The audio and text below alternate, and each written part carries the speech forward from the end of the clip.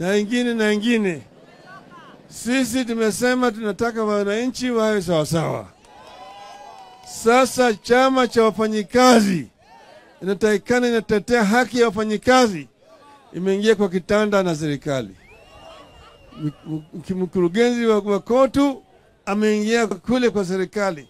Yeye ndiye anasifu serikali, nafanya kazi mzuri, watu wazimie wakubali walishindwa, waache bwana Ruto atawale na kadhalika.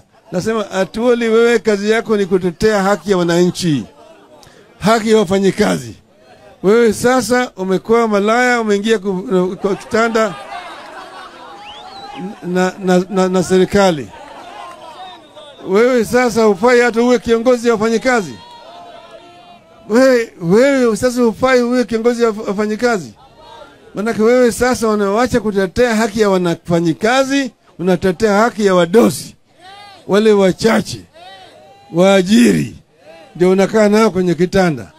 Sasa sisi Azimio tumesema tutachukua sasa jukumu ile ambayo Atuoli angechukua.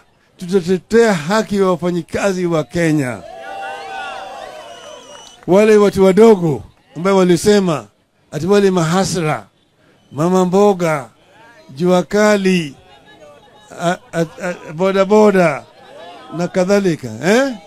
Sasa jamaa wamewacha yale yote, ili ahadi walipatia wa Kenya wamekiuka. Sasa wao ndio wamekuwa sasa wananyanyasa wa Kenya. Sasa sisi kama Azimio tutatetea haki ya Wakenya wote. Tuko pamoja? Mnakubali? Wangapi wanakubali? Nione mikono hapa. Nimeleta salamu kutoka kwa Mheshimiwa Kalonzo Musyoka, mnapokea? Martha Karua, mnapokea?